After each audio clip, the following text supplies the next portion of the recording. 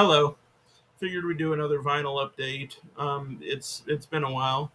Got some more to get through. I did just record like 15 minutes of this, and then accidentally exited out of the program, and it didn't even ask me like, oh, do you want to save or something. It was just like, so that's good to know that it does that. Um, and I'm going to try to avoid hitting the mouse with the vinyl so that horrible things don't continue to happen.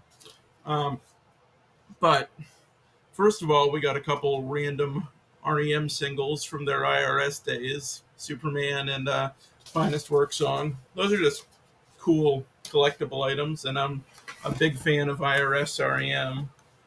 Um, we got Ennio Morricone's score for the Hateful Eight.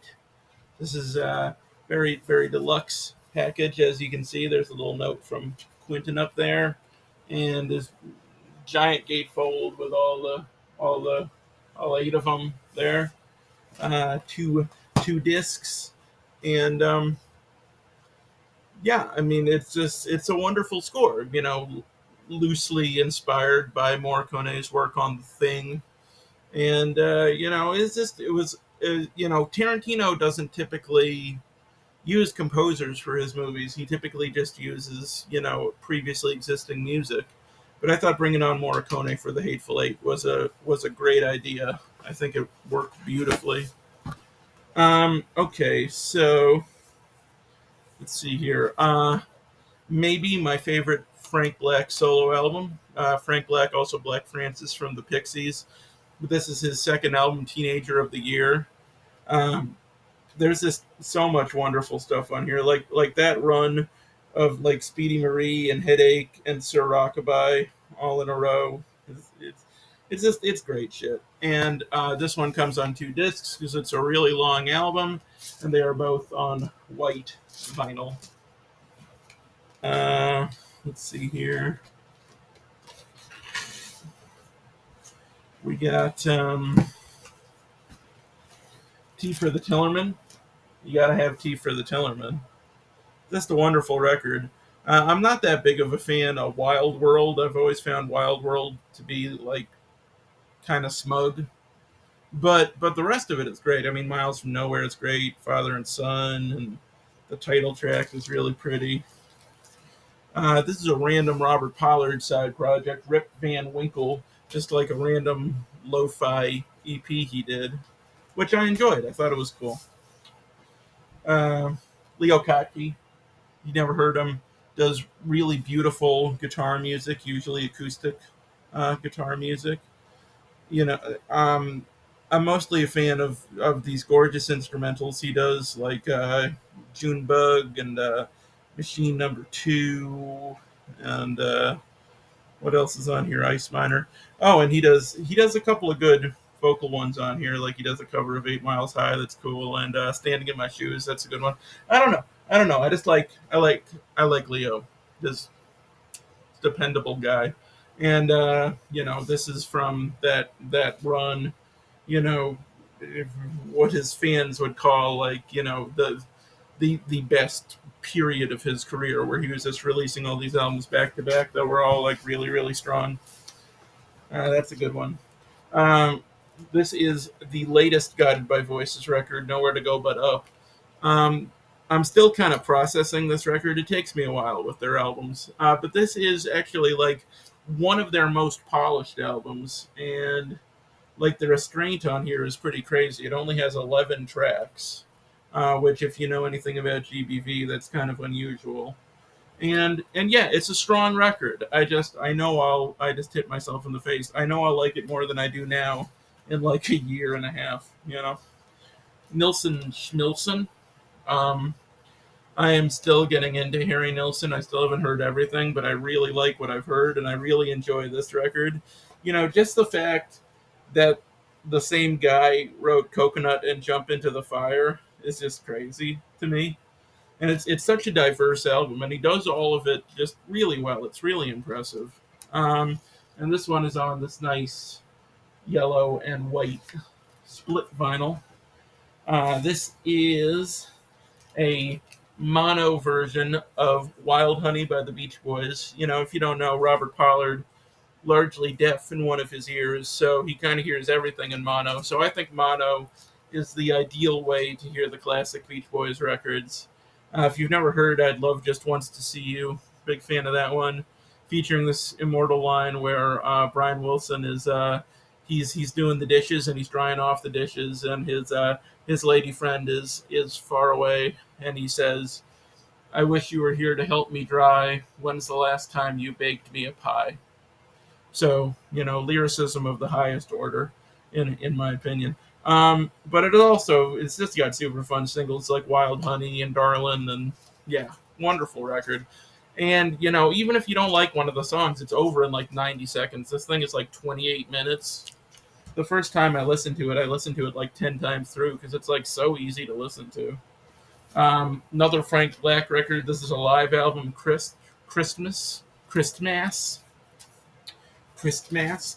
Um, you know, this is like solo acoustic, at least mostly, and it's like a combination of solo material with Pixies material, and there's even like some studio recordings on here that you can't get elsewhere. And I think this is a really cool album. And for people who don't know Frank stuff, I think it would be a pretty cool introduction, even. Got a particularly good version of here of Bullet from Dog in the Sand, which has always been one of my favorite solo songs of his. And it comes on this nice green vinyl. I got a few in here that are just like really beat up used ones I got, which, you know, I don't know if they're the highest quality, but they were cheap. This is a 2-pack of A Quick One and The Who Sell Out, two wonderful early records of theirs. I'm particularly a big fan of the title track from A Quick One. And it was kind of that song and Rail from Sell Out were kind of Pete experimenting with the rock opera form before he like fully committed to it on Tommy. So yeah, good stuff. This one I just bought because it just made me laugh. This is Telly by Telly Savalas. It's just something really appealed to me about hearing the Kojak guy sing "If" by Bread, you know. And he does a Harry Nilsson song on here. He does "Without Her." He does a song for You by Leon Russell. He does "You've Lost That Love and Feelin'." He does Something by the Beatles. You know, you can't fault him for taste, you know. So I'm probably never going to listen to this. I'm just glad I own it because it's fun. This is a Procol Harum live record with a full orchestra. Do some cool stuff on here, like Conquistador, Whaling Stories, The Salty Dog. I do need to look into Procol Harum more deeply. They have a lot of stuff I haven't heard yet, but I love a lot of what I have heard. And speaking of bands that I need to delve into more deeply, the Bee Gees, I just have a random um, best of here because I don't know what albums of theirs, you know, would be my favorites. I just haven't explored it as much as I should have. But there are some great songs on here, like To Love Somebody and I Started to Joke and all that. And it's just nice to have an overview, you know, since I haven't explored their discography yet. I will soon, hopefully. Pixies, Trompe Le Monde. This is the final album they did in Mach 1 Pixies when Kim Deal was still in the band. And it's a great record. I mean, it's probably my least favorite Pixies record from the original run, but only because something has to be. It's really, really good. And this also comes on green vinyl, some kind of green vinyl. Uh, yeah, there it is. There it is. It's got a bit of a swirl too. I don't know if you can see that. Lovely. All right. What else we got? Liam Chop, Another Man Spills. I swear I've talked about this one before, so if I have, sorry. But this is a cool record. This is like half covers and half original stuff. They do an awesome version of Give Me Your Love by Curtis Mayfield on here.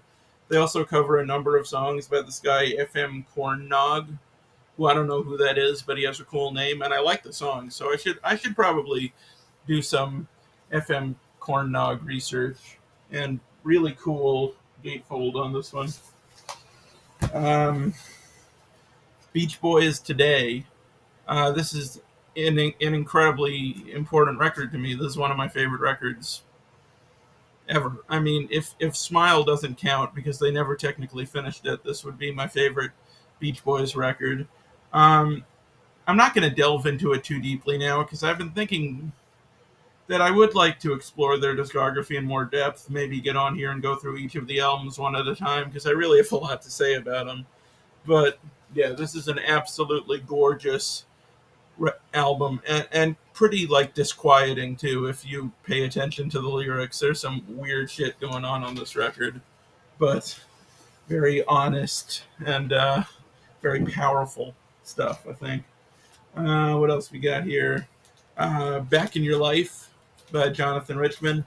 A lot of Jonathan Richman stuff is kind of hard to get on vinyl, but I was able to pick this one up. And this isn't even a reissue. This is like, you know, an old copy of this, which isn't super easy to come by, at least not that I've seen. And it says down here that this is not for sale. So, yeah, it is. But yeah, if you haven't heard Jonathan Richman, his stuff is so much fun. And this is a great record. Super entertaining, super endearing record. And I guess the last one I'll do in this stack is Doom. This is kind of a reordered version of Zuma, which is one of my favorite Neil Young records, which has, you know, Cortez the Killer, Through My Sails, and this one has all kinds of extra stuff on here. Like it has versions of Powderfinger and Pocahontas, and it's just a really cool release. And he has a lot of archive releases like this, but I'm a huge Zuma fan, so I just couldn't pass this one up. And the package is just like full of really cool art like this, just, you know, all over the place. What's this? Lyrics? No, it's a poster. Oh, it's a poster with lyrics. Yeah, yeah. I love that I own this. I don't remember how much it cost. Probably too much, but I'm happy it's in my house. All right, so I think that is about it for today. I got through all that very efficiently. Should I do more? No. We'll save it for next time. We should celebrate my efficiency rather than ruining it by continuing on. So, thanks for watching. Farewell.